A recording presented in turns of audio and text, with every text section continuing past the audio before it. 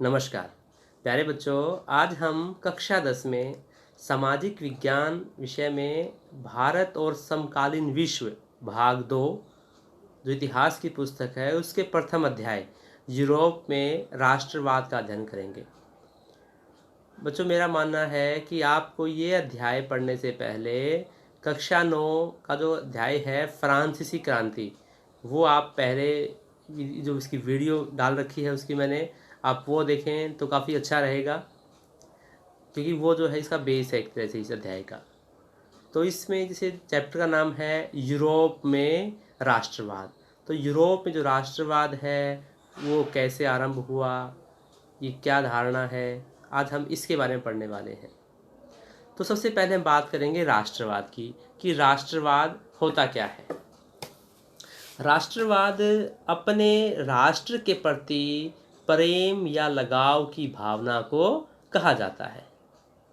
अब राष्ट्रवाद की भावना तब पनपती है जब लोग यह महसूस करने लगते हैं कि वे एक ही राष्ट्र के अंग हैं, जब वे एक दूसरे को एकता के सूत्र में बांधने वाली कोई साझा बात ढूंढ लेते हैं।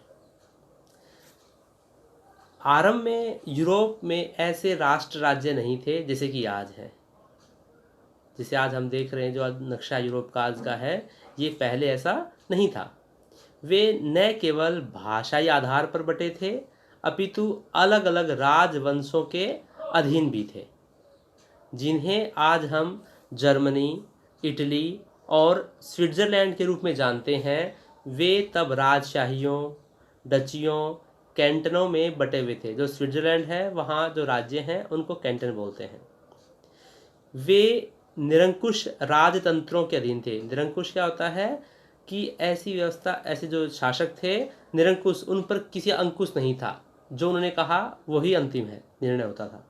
और इन इलाकों में तरह तरह के लोग रहते थे जो यूरोप के अंदर निरंकुश राजतंत्र के अधीन थे, और इन इलाकों में अलग अलग तरह के जो है लोग रहते थे। वह अपने आप को एक सामूहिक पहचान या किसी समान संस्कृति का भागीदार नहीं मानते थे। सब अलग अलग राज्यों में बटे हुए थे और जो है ये नहीं मानते थे कि हम जो है एक ही राष्ट्र है। अक्सर वे अलग अलग भाषाएं बोलते थे और विभिन्न जातीय समूहों के सदस्य थे। 19वीं सदी के दौरान राष्ट्रवाद एक ऐसी ताकत बनकर उभरा जिसने यूरोप के राजनीतिक और मानसिक जगत में भारी परिवर्तन ला दिए। यूरोप में बहुराष्ट्रीय वंशीय साम्राज्य के स्थान पर राष्ट्र राज्य का उदय हुआ। अब वो जो है वो राष्ट्र राज्य कैसे बने? यूरोप में लंबे समय से एक ऐसे आधुनिक राज्य की गतिविधियां और विचार विकसित हो रहे थे। राष्ट्र राज्य में न केवल उसके शासकों बल्कि उसके अधिकांश नागरिकों में एक साझा पहचान का भाव और साझा इतिहास या विरासत की भावना थी। साझेपन की यह भावना उनमें संघर्षों और नेताओं तथा आम लोगों की सरगर्मियों से निर्मित हुई थी। वैसे यूरोप के अंदर जो राष्ट्रवाद है उसके उदय क्या कारण थे, उसमें सबसे मुख्य आता है निरंकुश शासन व्यवस्था। वहाँ जो व्यवस्था थी वो निरंकुश शासन व्यवस्था थी। जो राजा थे वो निरंकुश थे, उन पर किसी का कोई अंकुश नहीं था। उदारवादी विचारों का प्रसार हुआ। स्वतंत्रता, समानता तथा बंधुत्व का नारा और शिक्षित मध्यवर्ग की जो भूमिका है ये कारण रहे हैं। लेकिन इन सब के पीछे जो मुख्य कारण है वो है फ्रांसीसी क्रांति। जब फ्रांस के अंदर क्रांति हुई 1789 में, तो उसके बाद ये पूरे यूरोप में ये बात फैल गई कि जब फ्रांस में ऐसा हो सकता है कि फ्रांस जो है राजतंत्र से प्रजातंत्र में आ सकता है, तो हम क्यों नहीं। और इसमें जो नेपोलियन है उसकी बहुत भूमिका रही है। नेपोलियन का योगदान भी काफ़ी है इसमें, क्योंकि वो पूरे यूरोप में फैला। उसने जो ये बातें थी तो सारे यूरोप में फैलाई, लेकिन जो है बाद में कैसे क्या परिस्थितियां हुई, ठीक है, नेपोलियन कैसे हार गया, उसने पूरे यूरोप पे जो है कब्जा करने की कोशिश की थी और उसने काफ़ी सफल भी रहा था वो। लेकिन जो है उसका बहुत योगदान रहा है इसके अंदर यूरोप में राष्ट्रवाद फैलाने में। तो जो है अब हम अध्याय की दृष्टि से देखते हैं तो इसमें जो बातें आई हैं हम उनका अध्ययन करते हैं। सबसे पहला है फ्रांसीसी क्रांति और राष्ट्र का विचार। राष्ट्रवाद की जो पहली स्पष्ट अभिव्यक्ति है 1789 में फ्रांसीसी क्रांति के साथ हुई। फ्रांसीसी क्रांति से जो राजनीतिक और संवैधानिक बदलाव हुए उनसे प्रभुसत्ता राजतंत्र से निकलकर फ्रांसीसी नागरिकों के हाथ में आ गई। फ्रांसीसी क्रांतिकारियों ने ऐसे अनेक कदम उठाए जिनसे फ्रांसीसी लोगों में एक सामूहिक पहचान की भावना पैदा हो सकती थी। पितृभूमि और नागरिक जैसे विचारों ने एक संयुक्त समुदाय के विचार पर बल दिया। अब वहाँ जो है जो नागरिक है उसका महत्व जो है समझा जाने लगा। फ्रांस की सेना 1790 के दौरान राष्ट्रवाद की विचारधारा अन्य यूरोपीय देशों तक ले जा रही थी। अब जो है वो जो फ्रांसीसी सेना है क्योंकि वो अब पूरे यूरोप में फैल रही थी। हॉलैंड, बेल्जियम, स्विट्जरलैंड और इटली में नेपोलियन की सेना प्रणाली ने जहां प्रजातंत्र को ख़त्म किया वहीं प्रशासनिक क्षेत्रों में क्रांतिकारी सिद्धांतों का समावेश किया। अब जो नेपोलियन के जो विचार थे, भले ही उसने प्रजातंत्र को ख़त्म किया था, राजतंत्र द्वारा स्थापित किया, लेकिन उसने काफ़ी सुधार भी किए। तो 1804 की नागरिक संहिता को नेपोलियन संहिता के नाम से जाना जाता है। जो उसने बदलाव किए थे उनको क्या है, संहिता के नाम से जाना जाता है। इस संहिता में प्रशासनिक विभाजनों को जो है सरल बनाया गया, सामंती व्यवस्था को खत्म किया और किसानों को भूदास्तव और जागीरदारी शुल्क से मुक्ति दिलाई। उसने कानून के समक्ष बराबरी और संपत्ति के अधिकार को सुरक्षित बनाया। एक राष्ट्रीय मुद्रा, एक समान कानून, मानक भार तथा नाप ने उद्योगपतियों और व्यापारियों को काफ़ी लाभ पहुंचाया। इस संहिता को फ्रांसीसी नियंत्रण के अधीन क्षेत्रों में भी लागू किया गया कि जहां पर नेपोलियन ने अधिकार जमाया था वहां पर भी उसने ये सुधार लागू कर दिए। डच गणतंत्र, स्विट्जरलैंड, इटली और जर्मनी में नेपोलियन ने प्रशासनिक विभाजनों को सरल बनाया, परंतु यूरोप के लोगों ने इन फैसलों पर मिलीजुली प्रतिक्रिया दिखाई। शुरुआत में तो फ्रांसीसी सेनाओं का स्वतंत्रता का तोहफा देने वालों की तरह स्वागत किया गया, मगर बाद में यह उत्साह शीघ्र ही दुश्मनी में बदल गया। स्टार्टिंग में तो लगता था कि नेपोलियन है बहुत सुधार कर रहा है, मसीहा माना गया उसको, लेकिन बाद में जब जो है ये सारी स्थिति स्पष्ट हो गई कि नई प्रशासनिक जो व्यवस्थाएं थी वो राजनीतिक स्वतंत्रता के अनुरूप नहीं थी। बढ़े हुए कर, सेंसरशिप और बाकी यूरोप को जीतने के लिए फ्रेंच सेना में जबरन भर्ती से हो रहे नुकसान प्रशासनिक प्रवृत्तियों से मिले फायदे में कहीं ज़्यादा नज़र आने लगे। इससे क्या है कि लोगों में एक भावना जगी कि जो है हम एक राष्ट्र के अंग हैं, हम एक ही हमारी सभ्यता है, संस्कृति है, वो जो है उन्होंने उस चीज़ को बहुत फैलाया। और इसमें जो वर्ग थे उस समय कुलीन वर्ग और एक नया मध्य वर्ग। जो कुलीन वर्ग है और एक नया जो मध्य वर्ग उभरा, ये अलग अलग हैं। तो पहले बात करते हैं कुलीन वर्ग की। सामाजिक और राजनीतिक रूप से जमीन का मालिक कुलीन वर्ग यूरोपीय महाद्वीप का सबसे प्रभावशाली वर्ग था। उस समय पूरे यूरोप में कुलीन वर्ग, पादरी वर्ग, सामंती व्यवस्था ये बहुत फैली हुई थी। जो कुलीन वर्ग था ये जो है जमीन के मालिक यही थे। ये जो वर्ग था वैवाहिक संबंधों के आधार पर एक दूसरे से जुड़े हुए थे। राजनीतिक कार्यों के लिए तथा उच्च वर्गों के बीच में फ्रेंच भाषा का प्रयोग करते थे। पूरे यूरोप में इनकी संख्या बहुत कम थी और इनके विशाल भूखंडों पर गरीब किसान काम करते थे। औद्योगिकरण के फलस्वरूप पूरे यूरोप में फैक्ट्री मजदूरों की मांग चरम पर पहुंच गई और कई लोग शहरों की ओर आ गए। इन लोगों के द्वारा एक नए वर्ग की शुरुआत हुई जिसे मध्य वर्ग के नाम से जाना जाता है। अब ये मध्य वर्ग में थे कौन? यह वर्ग उद्योगपतियों, व्यापारियों तथा सेवा क्षेत्र के लोगों द्वारा बना।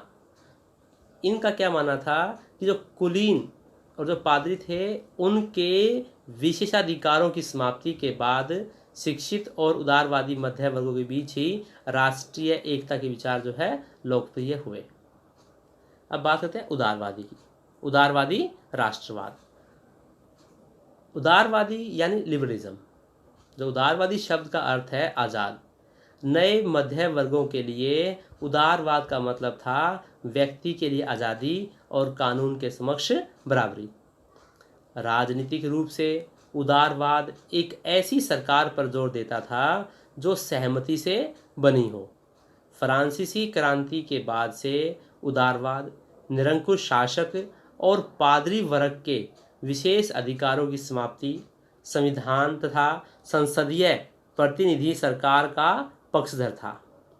19वीं सदी के उदारवादी निजी संपत्ति के स्वामित्व पर बल देते थे, परंतु यह सब के लिए मताधिकार के पक्ष में नहीं थे। जो उदारवादी थे ये नहीं चाहते थे कि सबको जो है मत देने का अधिकार मिले, केवल जो संपत्तिवान हैं उन्हीं को जो है और मत देने का अधिकार होना चाहिए, इनका ये मानना था। आर्थिक क्षेत्र में उदारवाद बाजारों की मुक्ति और पूंजी के आवागमन पर राज्य द्वारा लगाए गए नियंत्रण को खत्म करने के पक्ष में था। यूरोप में कोई भी व्यापारी व्यापार के लिए कोई वस्तु ले जाता तो प्रत्येक सीमा पर उसे शुल्क देना पड़ता था, जो कि एक समान न होकर काफ़ी भिन्न भिन्न था। फलस्वरूप उसे बहुत ज़्यादा रकम कर और शुल्क के रूप में देनी पड़ती थी। अब जो ये व्यवस्था थी ये काफ़ी, वैसे इसको खतरनाक कह सकते हैं कि एक ही जगह पे जो है अलग अलग माप तोल भी अलग अलग थे। जैसे कि हम बात करें कि 11 शुल्क लगते थे, तो हर बार लगभग 5% जो है सीमा शुल्क देना पड़ता था। शुल्क अक्सर वस्तुओं का वजन या आकार के अनुसार लगाए जाते थे, क्योंकि हर अक्षेत्र की अपनी नाप तोल व्यवस्था थी। अतः हिसाब लगाने के समय लगता था। मसलन कपड़े को नापने का पैमाना एले था, जिसकी लंबाई जगह बदलने के साथ जो है बढ़ती बढ़ती थी। अगर एक एल कपड़ा फ्रैंकफर्ट में खरीदा जाता तो 54.7 सेंटीमीटर मिलता, मेंज में 55.1 सेंटीमीटर, न्यूरेमबर्ग में 65.6 सेंटीमीटर और फाइबर्ग में 53.5 सेंटीमीटर। तो जो है इस तरह नाप भी जो यहाँ पे अलग था कि एक नाप जो है सेम नहीं था हर जगह पे। तो ऐसी व्यवस्था थी। तो जो है जो उद्योगपति थे वो भी जो है इनके पक्ष में थे। 1834 में परसा की पहल पर एक शुल्क संघ जालवेराइन स्थापित किया गया, जिसमें अधिकांश जर्मन राज्य शामिल हो गए। इस संघ ने शुल्क अवरोधों को समाप्त कर दिया और मुद्राओं की संख्या 2 कर दी, जो उससे पहले 30 से भी ऊपर थी।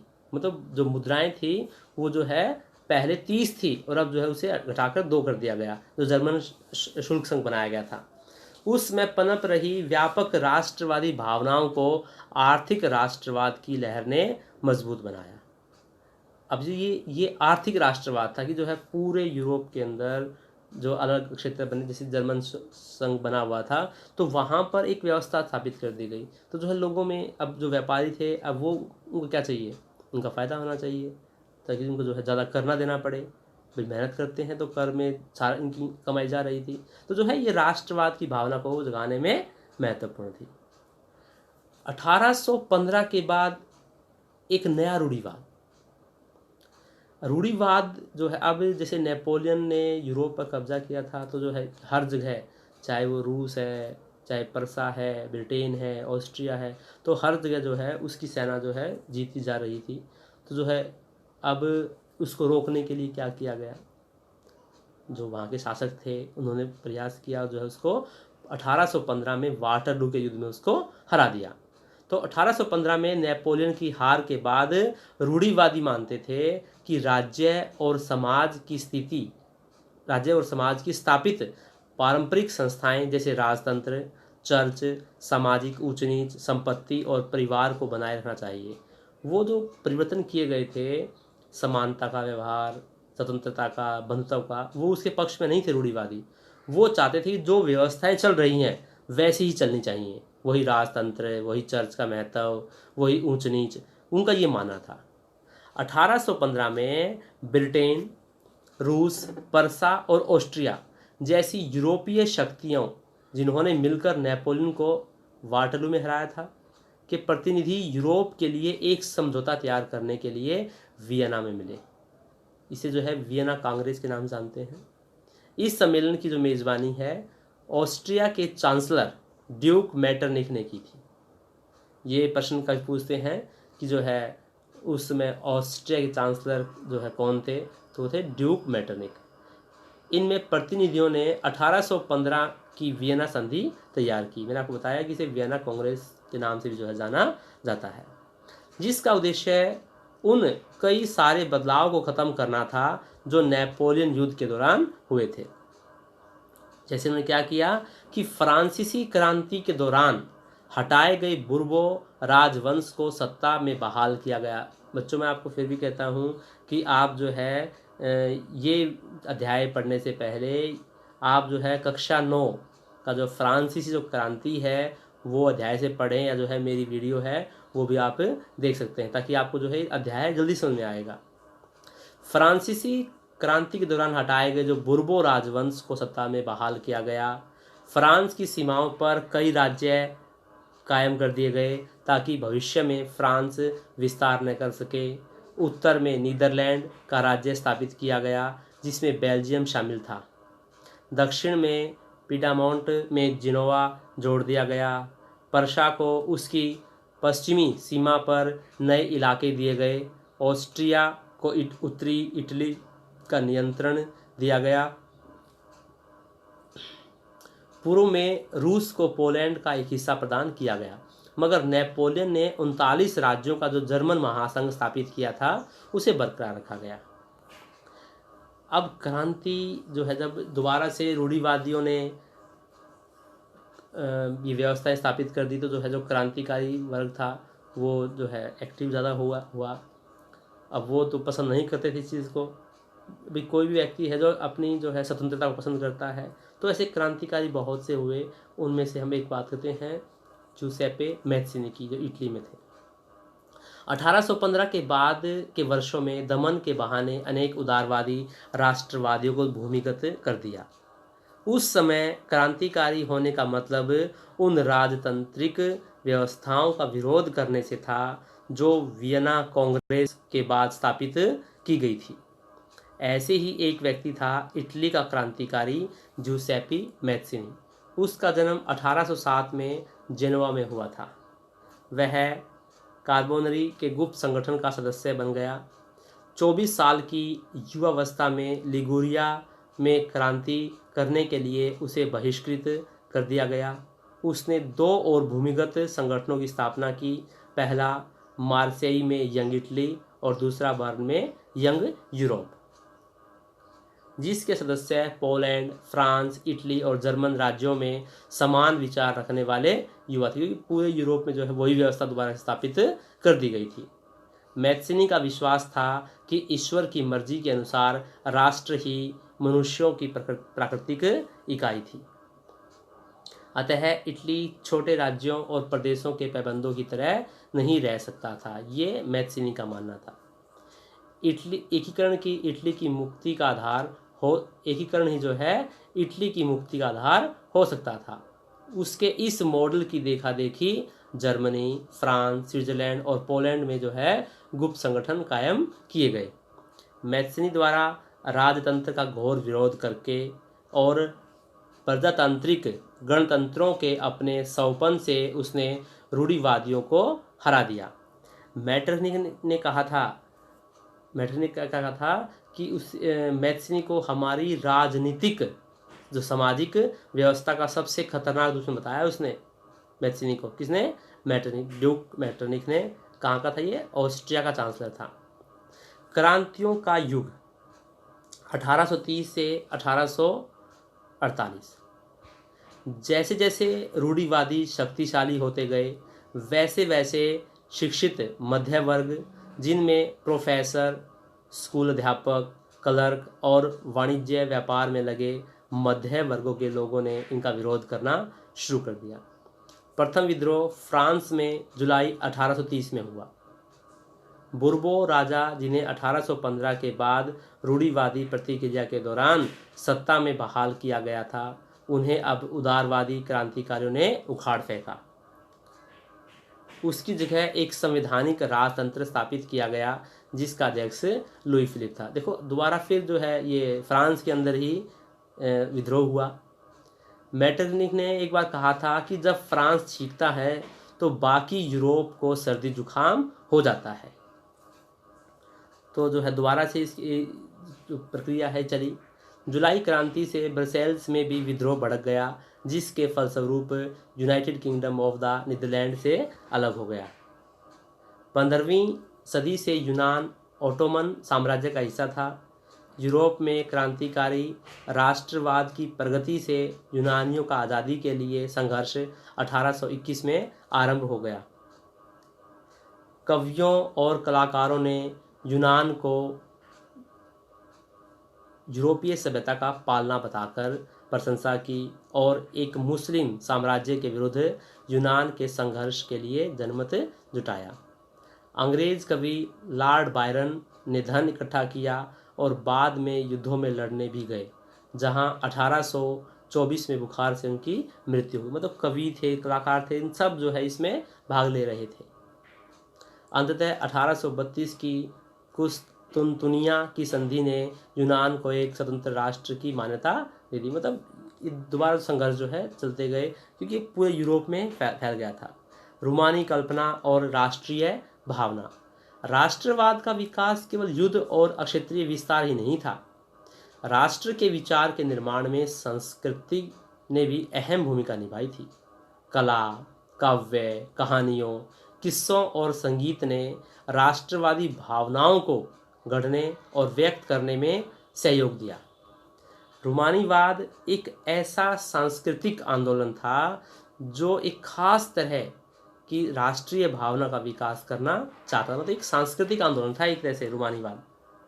आमतौर पर रूमानी कलाकारों और कवियों ने तर्क वितर्क और विज्ञान के महिमा मंडन की आलोचना की। उनकी जगह भावनाओं, अंतर्दृष्टि और रहस्यवादी भावनाओं पर जोर दिया। उनका प्रयास था कि एक साझा सामूहिक विरासत की अनुभूति और एक साझा सांस्कृतिक अतीत को राष्ट्र का आधार बनाया जाए। रूमानीवादी चिंतकों ने दावा किया कि संस्कृति से आम जनता को एक सूत्र में बांधा जा सकता है। सच्ची आत्मकथाएं, लोकगीत, जनकाव्य और लोक नृत्यों के रूप में लोगों की राष्ट्र के प्रति संवेदना को बढ़ाया जा सकता है। उदाहरण के लिए पोलैंड का विभाजन 18वीं सदी में रूस, परसा और ऑस्ट्रिया जैसी बड़ी शक्तियों ने कर दिया था, परंतु संगीत और भाषा के जरिए राष्ट्रीय भावना जीवित रह गई। 1831 में रूस के विरुद्ध एक सशस्त्र विद्रोह हुआ, जिसे आखिरकार कुचल दिया गया। पोलिश भाषा रूसी प्रभुत्व के विरुद्ध संघर्ष के प्रतीक के रूप में देखी जाने लगी।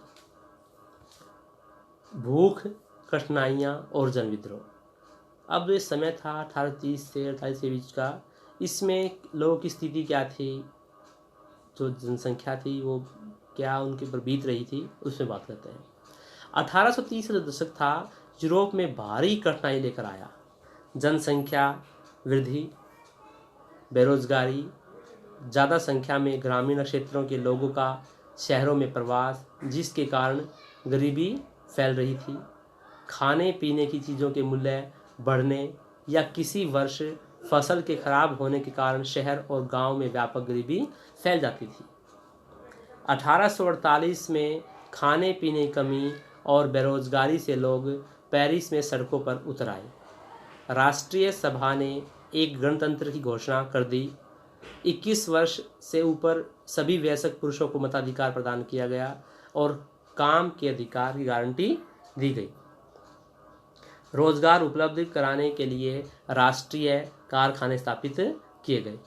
प्यारे बच्चों, वीडियो काफ़ी लंबा हो जाएगा, इसलिए इसके दूसरे भाग में आपको जो है आगे जो इटली का एकीकरण है, जर्मनी का एकीकरण है, ब्रिटेन अब इनके बारे में जो है हम दूसरी वीडियो में बात करेंगे।